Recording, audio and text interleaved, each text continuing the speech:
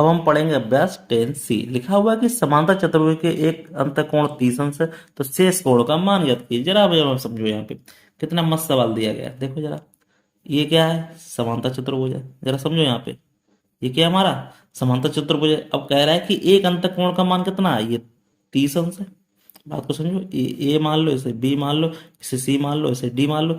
शेष कोणों का मान ज्ञात करो। अब देखो यहाँ पे, ये अगर ये है तो ये एक्स होगा, ये भी कुछ ना कुछ होगा भाई। अब देखो यहाँ पे कुछ ना कुछ होगा। अगर ये 30 है तो हमें मालूम है कि इसके सम्मुख कोण कितने होते हैं समांतर चतुर्भुज में? कोण क्या होता है? समान होते हैं। तो अगर ये 30 का है तो ये भी 30 का होगा, अगर ये एक्स है तो ये भी एक्स होगा। तो कह रहा है कि शेष कोणों का मान ज्ञात करो। अब जरा समझो यहाँ पे कैसे ज्ञात करना है। तो हमें कैसे ज्ञात करना है, जरा देखो यहाँ पे, ये 30 है, ठीक। अब हमें ज्ञात करना है, तो जरा देखो इस पे बना हुआ कोण कितना होगा, जरा देखो यहाँ पे। अब हम इसका मान निकालेंगे, क्या है? 30 कोण, लिखो ऐसे कर, कोण ए प्लस के कोण बी प्लस के कोण सी प्लस के कोण डी बराबर कितना होता है? 360। समांतर चतुर्भुज कितना होता है? 30। इसका कितना है? एक्स प्लस के 30 प्लस के एक्स बराबर 360। 30 30 क्या हो गया? 60 हो गया। ये कितना हो गया हमारे पास? 2x हो गया, 360, ठीक। अब हमें देखो बात याद करनी है कि शेष कोणों का मान याद करना है। जरा सोचो यहाँ पे, समांतर चतुर्भुज है भाई, समांतर चतुर्भुज है। तो देखो यहाँ क्या हो जाएगा? 60 हो जाएगा। ये कितना बचेगा? ये हमारा यहाँ पे, हमारे पास क्या करना? दो ज्ञात करना है इसमें, दो कोण ज्ञात करने में समांतर चतुर्भुज। तो देखो क्या करना है हमें, यार कुछ डाउट हो रहा है। तो हम क्या करेंगे? अब इसको क्या करेंगे? इसको 60 प्लस के 2x बराबर इसको करेंगे। देखो तो यहाँ क्या लगेंगे? 2x बराबर 360, इसको 60 इधर लाएंगे, तो 2x बराबर कितना बच गया? घटाया 300 बच गया। तो x बराबर क्या बच गया? 300/2। इसका आधा कर देंगे, कितना बचेगा? 150। तो x बराबर कितना आ गया? 150। तो हमें पता चल गया कि ये वाला कोण कितना होगा। अगर ये 150 है तो ये वाला भी कितना हो जाएगा, क्योंकि आमने सामने की भुजा कैसे होते हैं? सम्मुख कोण कैसे होते हैं? बराबर होते हैं। तो इस तरह से हमको ये मान पता चल गया। तो ये हमारा क्या हो जाएगा? आंसर हो जाएगा, ठीक। कोई डाउट उसको कमेंट बॉक्स में कमेंट करके इसको पूछ सकते हैं, ठीक है भाई। चलिए आगे बढ़िए। कह रहे समांतर चतुर्भुज की भुजा पर किसी भुजा पर क्या है? किसी भुजा पर बने कोणों का क्या करे? 40 का अंतर है और प्रत्येक कोण का मान ज्ञात है किसी समान भुजा पे। अब देखो मान लो ये चतुर्भुज हमारा, जरा समझो यहाँ पे, ये क्या बना हुआ है? चतुर्भुज बना हुआ है। अब हमसे क्या करें कि समांतर चतुर्भुज की भुजा पर बने कोणों में 40 का अंतर है, प्रत्येक कोण का मान ज्ञात कीजिए। अब ये मान लो, इसे मान लो ये ए दिया, ये बी दिया, ये सी दिया और ये डी दिया। अगर इसका मान हमारे पास एक्स है तो इसका मान कितना हो जाएगा? 180 में से ये घट जाएगा, ठीक। अब हमका क्या करना है? देखो कह रहा है समांतर चतुर्भुज की किसी भुजा पर बने कोणों का अंतर 40 है। तो मान लो पहला कोण हमारा कितना? एक्स है। अब उनका अंतर कह रहा है कितना है? उनका अंतर मतलब दूसरा कोण कितना हो गया? 180 माइनस के एक्स। और उनका अंतर कितना बना हुआ है? 40। तो एक कोण हमारा एक्स है, दूसरा कितना हो जाएगा? एस से 180 माइनस का कोण कितना होता है? 180 माइनस एक्स। तो वहां पर देखो क्या, एक्स माइनस के 180 माइनस माइनस क्या हो गया? प्लस एक्स हो गया, ये 40 आ गया, ठीक। तो क्या हो जाएगा? अब ये एक्स एक्स जुड़ जाएगा, कितना हो जाएगा? 2x हो जाएगा। तो 40 इसको लाइन कितना हो जाएगा? 180 हो जाएगा। तो 2x बराबर कितना हो गया? 0 8 4 12 220। तो x बराबर कितना हो जाएगा हमारे पास? जरा देखो यहाँ पे, तो 220/2 कितना होगा? x बराबर 110 अंश। तो हमको क्या पता चल गया? जो x कोण है कितना है? ये हमारा कितना होगा? 110 अंश का होगा। अब ये वाला कोण कितना होगा? देखो यहाँ पे दूसरा कोण कितना दिया? कोण ए का मान कितना हो गया? देखो यहाँ पे कोण ए का मान क्या हो गया? कोण ए का मान हो गया 110 अंश हो गया। कोण बी का मान कितना हो जाएगा हमारे पास? 180 माइनस के एक्स। तो देखो 180 एक्स और एक्स का मान कितना आ गया हमारे पास? 110 आ गया। तो कितना बचेगा? ये 70 बचेगा। सिंपल सी बात है भाई। तो देखो यहाँ पास ये 110 आएगा, ये 70 आएगा। अब हमें मालूम आमने सामने भुजा कैसी होती है? बराबर होती है। सम्मुख भुजा कैसे बराबर होती है? तो ये 110 का है तो ये भी क्या हो जाएगा? 110 का हो जाएगा। ये 70 का है तो ये भी हमारा कितना हो जाएगा? 70 को होगा। इस तरह से मान निकाल लेंगे। कोई डाउट हो उसको कमेंट बॉक्स में कमेंट करके पूछ सकते हैं, ठीक। चलिए नेक्स्ट क्वेश्चन देख लेते हैं। हमारा नेक्स्ट क्वेश्चन क्या कह रहा है? नेक्स्ट क्वेश्चन हमारा कह रहा है कि एक समांतर चतुर्भुज की भुजा पर बने कोण 1 और 3 का अनुपात हो तो प्रत्येक कोण का मान ज्ञात कीजिए। समांतर चतुर्भुज की भुजा पर बने कोण है, 1 और 3 का अनुपात है, तो प्रत्येक कोण का हमें बात ज्ञात करना है। चलिए हम देख लेते हैं। अब हमारे पास समांतर चतुर्भुज निकालना है, तो जरा देखो यहाँ पे कैसे निकालना है। तो देखो यहाँ पे समांतर चतुर्भुज बना लिया हमने, ठीक। ए मान लिया, इसको बी मान लिया, इसको सी मान लिया, इसको डी मान लिया। अब कह रहा है कि 1:3 है। इसका मान लो हमारे पास क्या दिया गया, 1 अनुपात है, ये इसका 3 है, मतलब एक ये एक्स है और ये 3x है। जब ये बराबर होगा तो ये भी बराबर होगा, ये भी कितना होगा 1x होगा, और ये भी 3x है तो ये भी 3x होगा, सीधी बात है।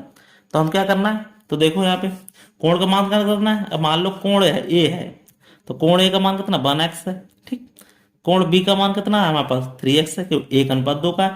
तो हमारा कोण सी का अगर होगा क्या होगा, ये सम्मुख है तो ये भी x का होगा, कोई भी होगा, और डी का मान है वो कितना होगा 3x होगा।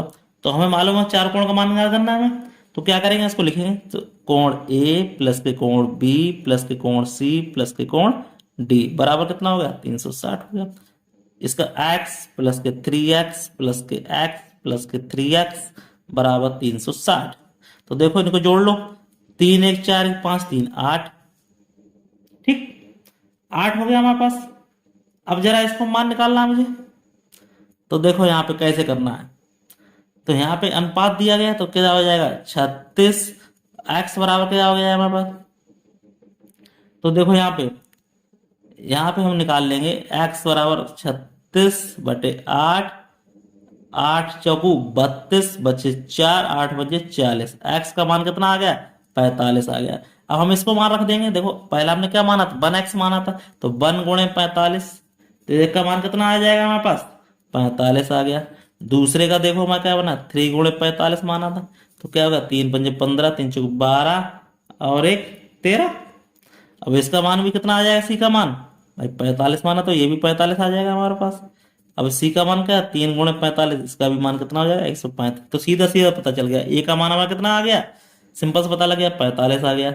बी का मान कोई पूछे तो कितना बन जाए 135, हम उसमें बराबर होते हैं तो क्या हो जाएगा, ये भी 45 का हो जाएगा और ये 135 का हो जाएगा। कोई डाउट हो उसको पूछ ले। इस तरह से ये मान हमारे सभी निकल आए, ठीक। इस तरह से क्वेश्चन ये पूरा हो गया। चलिए नेक्स्ट क्वेश्चन हम देख लेते हैं। नेक्स्ट क्वेश्चन कह रहा है कि समांतर चतुर्भुज की संलग्न भुजाएं 4 और 6 दी गई। अब जरा देखो समांतर चतुर्भुज है ये। अब हमसे क्या कह रहा है, समांतर चतुर्भुज की संलग्न भुजाएं क्या दी हैं 4 दी गई और 6 दी गई है। तो चतुर्भुज की अन्य दो भुजाएं, अब हमें मालूम है कि आमने सामने भुजाएं बराबर थी, अगर ये 4 की दी तो ये भी 4 होगी, और ये भी 6 की है तो ये भी 6 की होगी। तो इसमें कोई डाउट पूछने वाली बात नहीं है, इस तरह से हमारा आंसर हो जाएगा। तो क्या हो जाएगा, ये 4 की 4 होगी, 6 भी 6 होगी, तो इसका आंसर क्या हो जाएगा 4 और 6। तो 4 मीटर और 4 सेंटीमीटर और 6 सेंटीमीटर हो गई, ठीक।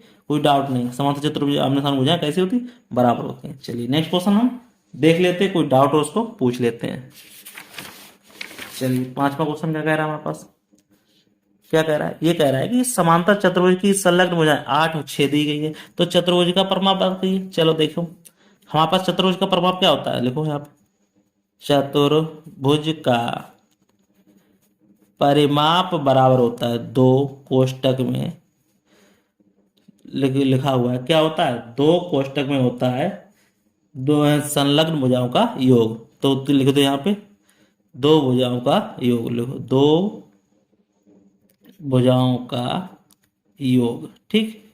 तो 2 हमारे पास लिया, संलग्न भुजा कितनी हुई 8 और 6, तो 8 योग पूछ रहा है, तो 8 प्लस के 6 तो 2, तो कितना हो गया 8 6 14 बराबर 14 दूनी 28।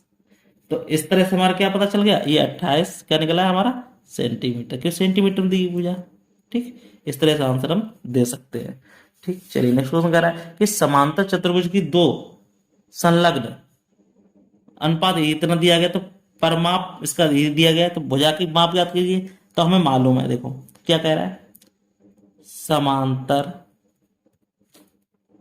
चतुर्भुज का परिमाप बराबर कितना होता है, दिया इसमें कितना दिया है 30 दिया गया, 30 सेंटीमीटर दिया गया है, ठीक।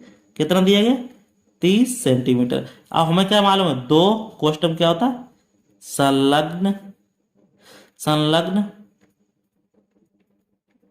भुजाओं का योग बराबर कितना होता है 30, ठीक। तो 2 संलग्न भुजाएं कितने दी है 1:2, मतलब एक हमारा x है, दूसरा क्या हो जाएगा 2x हो जाएगा, बराबर 30 हो जाएगा।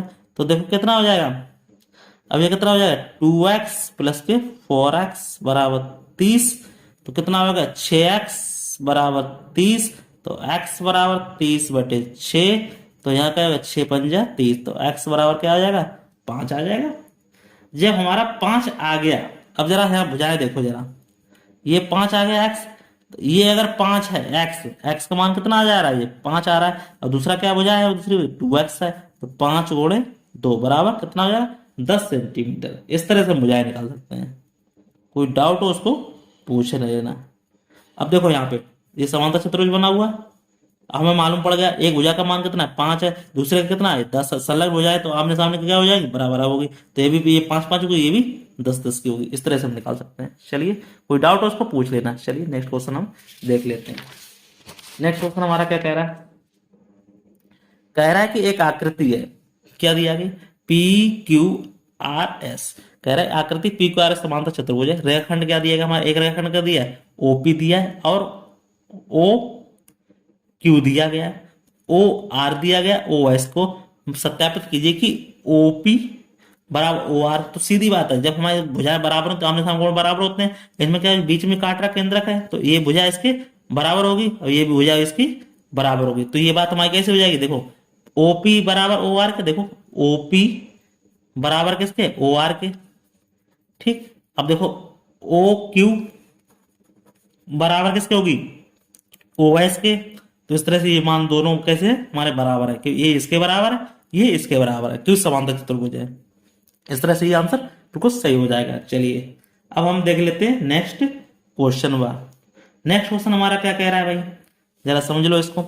ये कह रहा है कि एक आकृति दी है, संलग्न दिया, एक समलंब दिया है, क्या दिया PQR और S, कह रहा है कि मैं कोण P और कोण S का मान ज्ञात कीजिए। जरा यहाँ समझें, यहाँ पे क्या बता रहा है P और S का मान बताना, P और S का बात करना। अब देखो ये कोण हमारा दिया गया 40 का, जब ये 40 इधर का है तो यहाँ पे ये वाला कोण कितने का होगा, ये 40 का होगा। जब ये 40 का होगा तो ये पूरा कितना होता है हमारा 180। सीधी बात है, जब 180 मिलता है तो 40 का ये है और 180 में से घटा दिया तो ये कितना बच गया हमारे पास, जरा सोच के बताओ, तो ये कितना बच गया हमारा 140। ऐसे इसमें देखो जरा, जब ये 60 का है तो ये बाहर वाला कोण कितने का बनेगा 60 का बनेगा, और हमें ये पूरा योग मालूम कितना होता है 180 का, तो ये 60 का बनेगा, तो ये कितने बनेगा 120 के, दोनों का योग कितना होता है 120 का होता है। तो हमें कोण P का मान कितना चल गया, कोण P का मान कितना आ जाएगा हमारा, देखो ये कितना आ गया 140 आ गया।